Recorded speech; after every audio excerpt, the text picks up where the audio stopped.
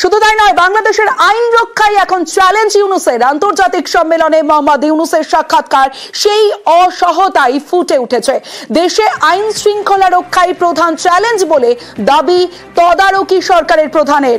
দায় এড়াতে যাবতীয় সমস্যার জন্য হাসিনাকে দোষারোপ মোহাম্মদ ইউনূসের।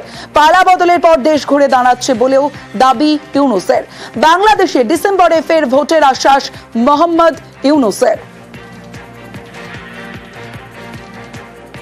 বাংলাদেশের আইন রক্ষায় এখন চ্যালেঞ্জ ইউনূসের। আন্তর্জাতিক সম্মেলনে মোহাম্মদ ইউনূসের সাক্ষাৎকার, সেই অসহতাই ফুটে উঠেছে। দেশে আইন শৃঙ্খলা রক্ষায় প্রধান চ্যালেঞ্জ বলে দাবি তদারকি সরকারের প্রধানের। দায় এড়াতে যাবতীয় সমস্যার জন্য হাসিনাকে দোষারোপ মোহাম্মদ ইউনূসের। পালা বদলের পর দেশ ঘুরে দাঁড়াচ্ছে বলেও দাবি করেছেন তিনি। বাংলাদেশে ডিসেম্বর ফের ভোটের আশ্বাস মোহাম্মদ ইউনূসের।